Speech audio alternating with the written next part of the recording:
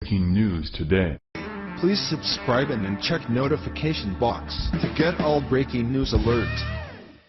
Two-time presidential loser John McCain's obsessive jealousy of Trump has been on full display since the day our new president was sworn into office. The 81-year-old traitor should have been put out to pasture long ago, but because term limits for U.S. senators don't exist, the dried-up old schmuck has been spending every waking hour plotting on ways to bring Trump down. Several days ago, the brain-rotting old fart came out with his latest asinine claim against President Trump, saying in an interview with Esquire that he doesn't support Trump as president because he doesn't think the president has a set of principles and beliefs. But just days after McCain decided to throw mud at Trump from his ivory tower, a disturbing skeleton from McCain's past is now starting to emerge, proving who really lacks principles in Washington, D.C. The past several weeks have been ridden with sex scandals surrounding many well-known liberals.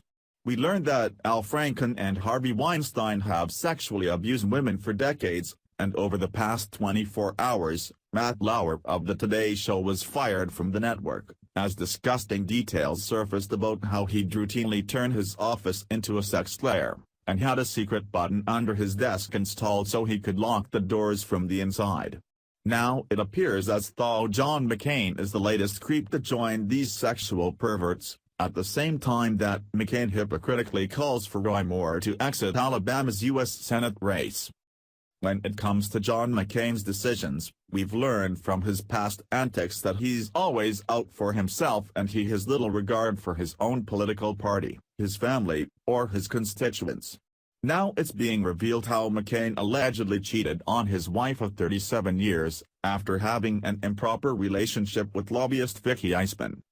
A female lobbyist had been turning up with him at fundraisers, visiting his offices and accompanying him on a client's corporate jet.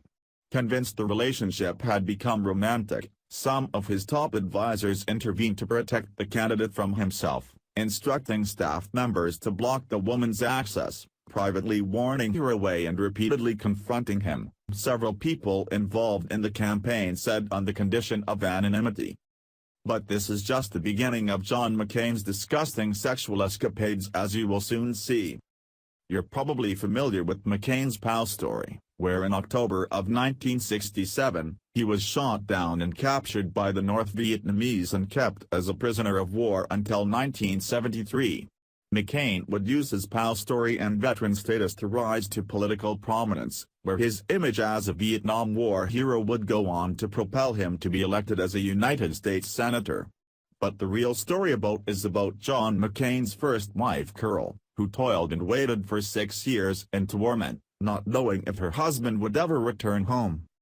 As John McCain was held in captivity, his wife Carol was involved in a terrible car crash that left her disfigured and wheelchair-bound, where she put on a considerable amount of weight. But John McCain would soon discard his first wife like a piece of trash, disgusted with how she now looked. The Daily Mail reported. When McCain returned to America in 1973 to a fanfare of publicity and a handshake from Richard Nixon, he discovered his wife had been disfigured in a terrible car crash 3 years earlier. Her car had skidded on icy roads into a telegraph pole on Christmas Eve, 1969. Her pelvis and one arm were shattered by the impact and she suffered massive internal injuries. Today, she stands at just 5'4" and still walks awkwardly, with a pronounced limp. Her body is held together by screws and metal plates and, at 70, her face is worn by wrinkles that speak of decades of silent suffering. Carol was no longer the famous beauty and swimsuit model that McCain had married in 1965, and he callously kicked her to the curb for a younger wife. McCain divorced Carol and married Cindy just 1 month later. Cindy was not only beautiful and 18 years his junior, but also the heiress to an Arizona brewing fortune. The couple met when John McCain was still married to ex-wife Carol. John McCain married Cindy 5 weeks after his divorce from Carol, who happened to be close friends with the Reagans, Heavy.com reported. John McCain is the last person on the face of the planet who needs to be lecturing anyone about their principles given his shady past involving women. Be sure to share this story and help expose John McCain for the crooked man that he is. Not only is he a traitor to our country, but he's slimeballed in his personal life as well.